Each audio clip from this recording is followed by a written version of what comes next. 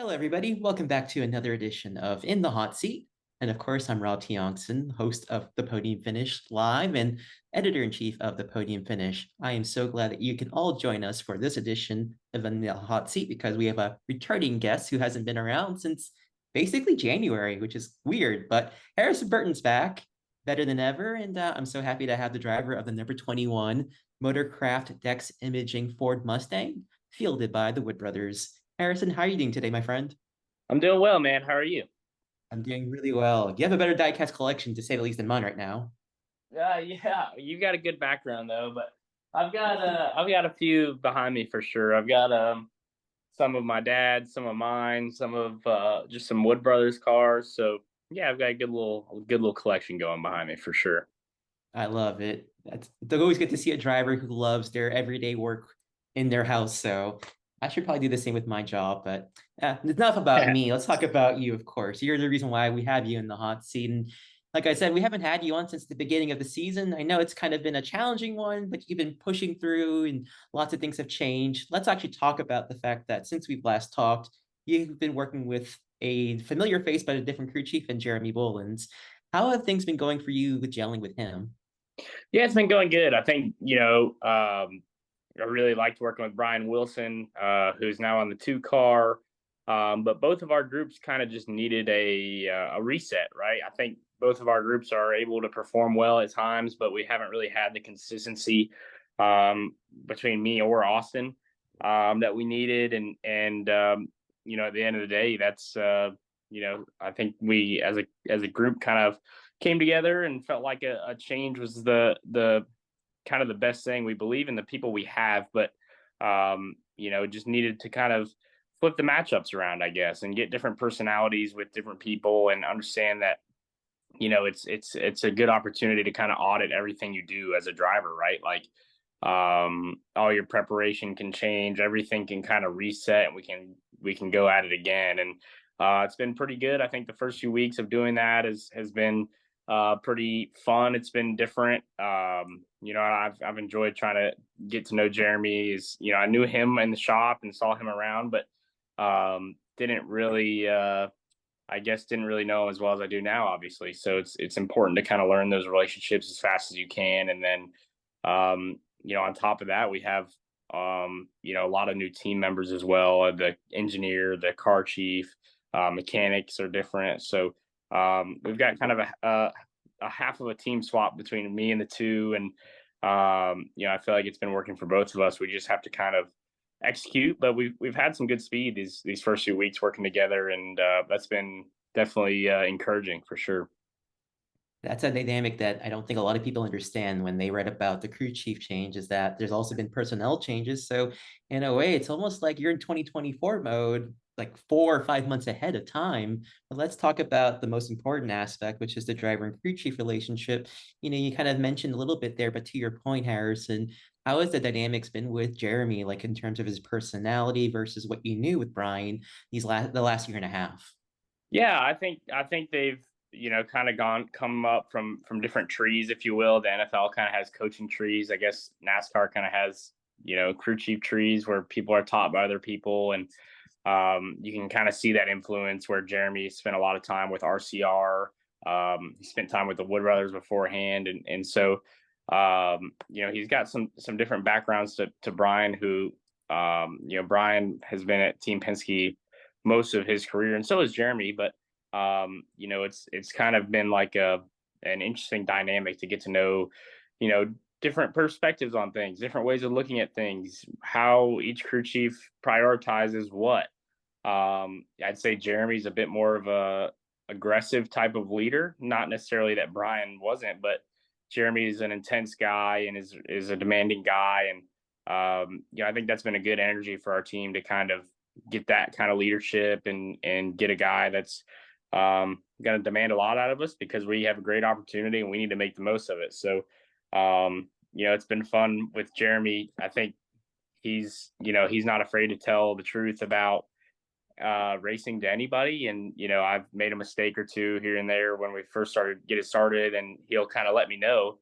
And then afterwards he'll come back and be like, "Hey man, like, I don't I didn't mean to make you mad or whatever. I'm like, no, you're fine. Like, let's just go to work, man. So it's been good to kind of learn those boundaries. And I think he doesn't really, I tell him all the time, man, you can't make me mad. You just got to tell me the truth. And so, um, he's been enjoying, I think, our relationship, and I've been enjoying it. And it's good to have somebody you can trust to kind of, uh, you know, let you know what you need to do better, and you can do the same to that person, and then all of a sudden you start kind of focusing on the right things. And like I said, not that that wasn't happening before, but it's just a good opportunity to audit everything and kind of start over and relearn those rules, right?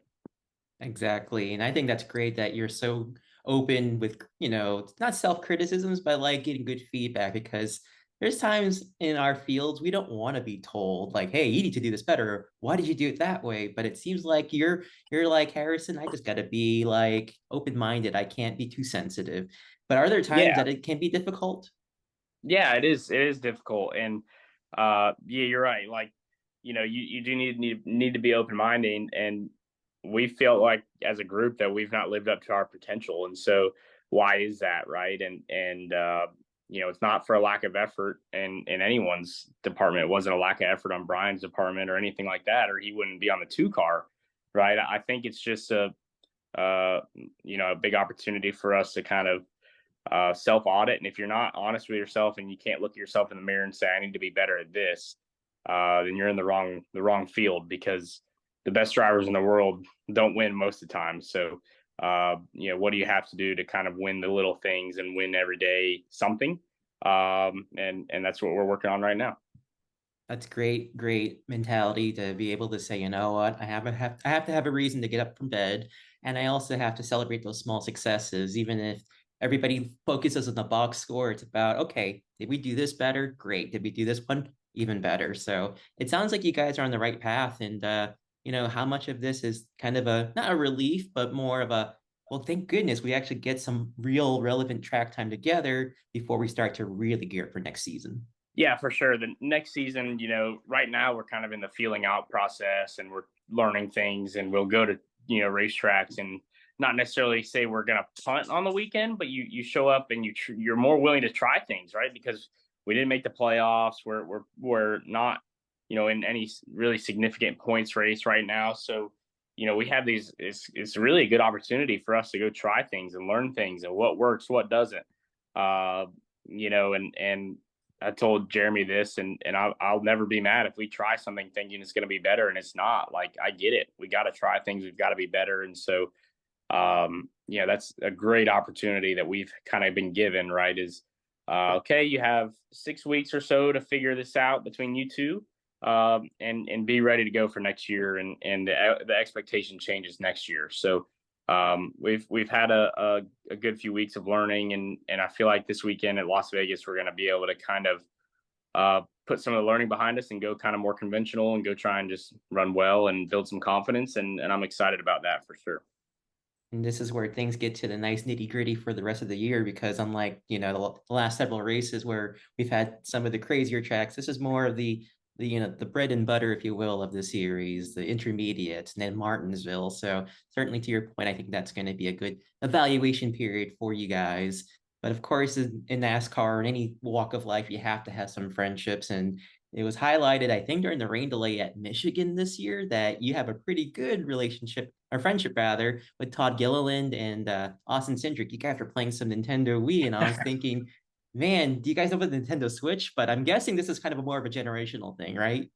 Yeah, yeah, for sure. We, Austin brought a Nintendo Wii, and he's got an Airstream is his.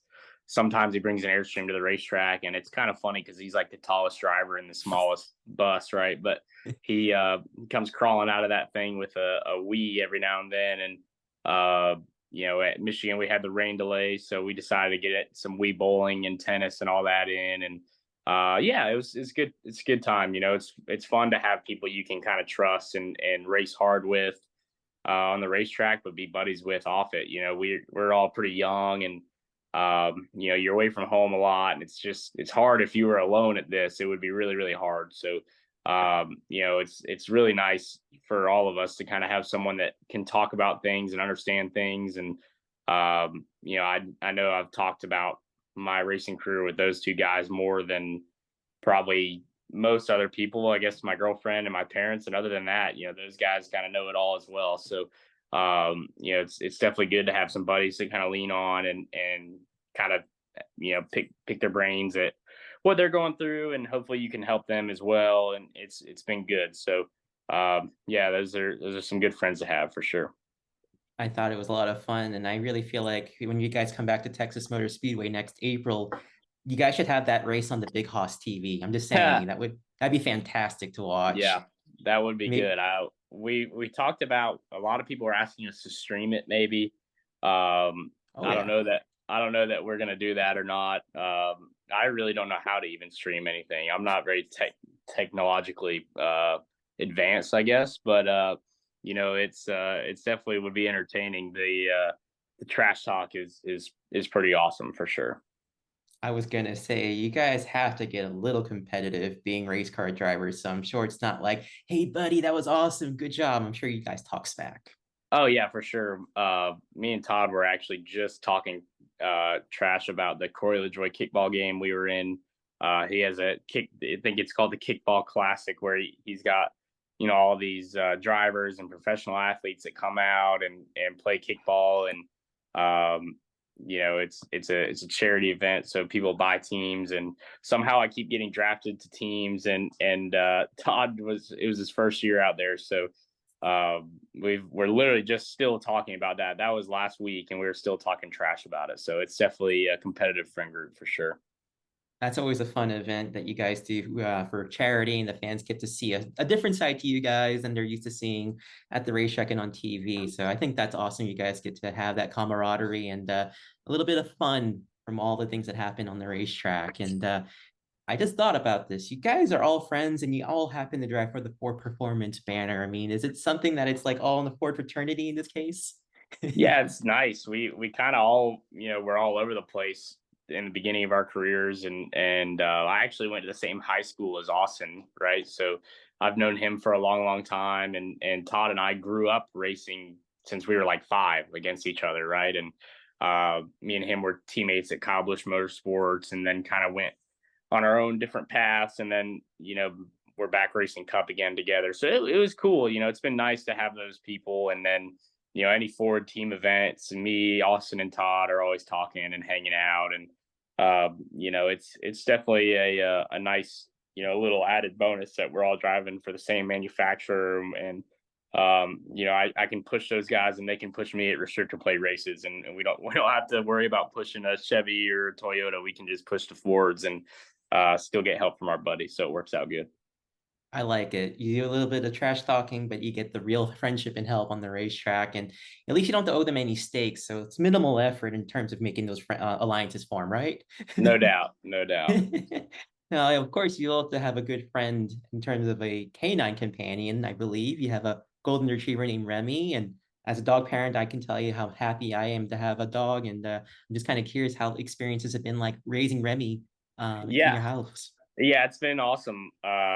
It's a lot hairier in the house now. There's dog fur on everything, and I show up to meetings and I've got dog fur on my, pullover or polo, and I'm always a little bit embarrassed because like I do laundry a lot and I keep it kind of away from her, but somehow if I am even near her, there's gonna be fur on me for the next 48 hours. So, uh, it's definitely been awesome. She's been a lot of fun for me and my girlfriend Jenna to kind of take care of and bring to the racetrack a lot. She's a fully traveled dog. She comes to probably, I'd say, a little over half the races, and Wow. stays in the motorhome and flies to and from the racetrack with Jenna. So it's pretty neat to have her around, and whether you qualify 5th or 25th, she always kind of is excited when you walk through the motorhome door. So it's a good friend to have around for sure.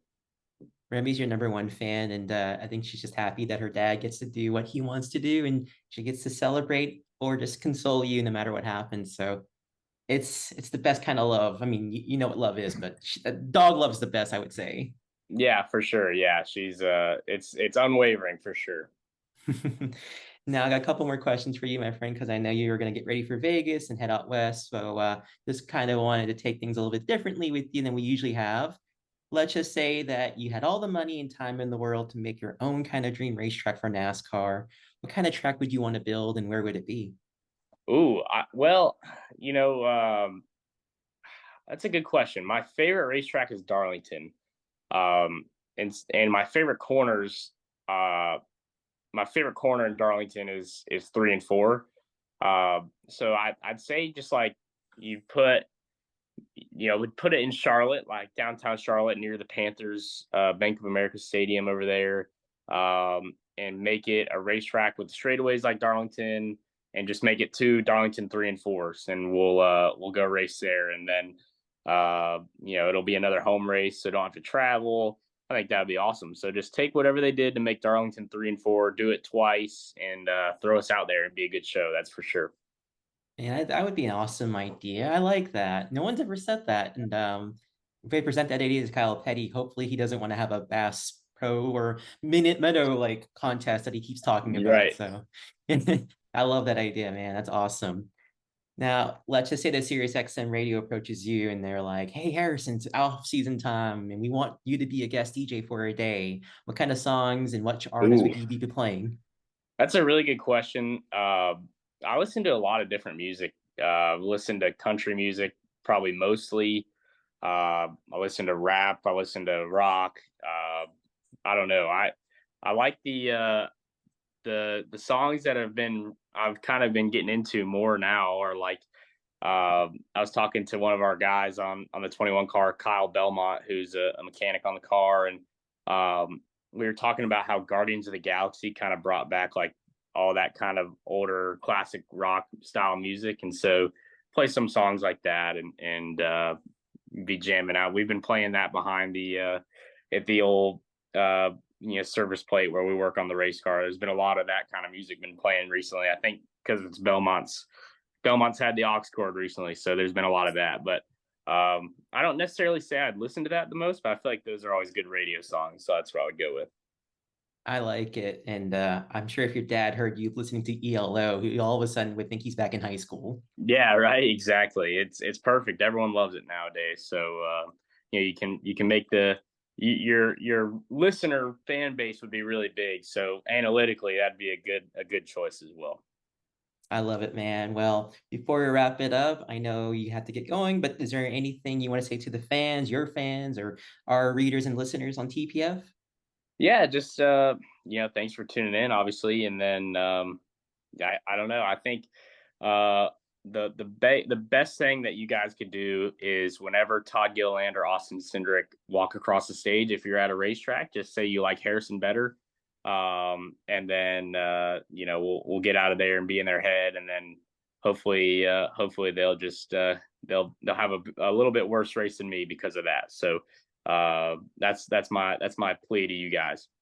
Okay, we'll make that happen. So you race fans, you listen to Mr. Burton. If you do that, I think he'll be your friend and life will be good. So we'll make There that you go. happen. And man, I always appreciate talking to you. Hopefully we get to catch up again real soon, but I want to wish you best of luck in the last several races of this season. And it's always a pleasure to talk to you, my friend. Yeah, sounds good. Thanks for having me on.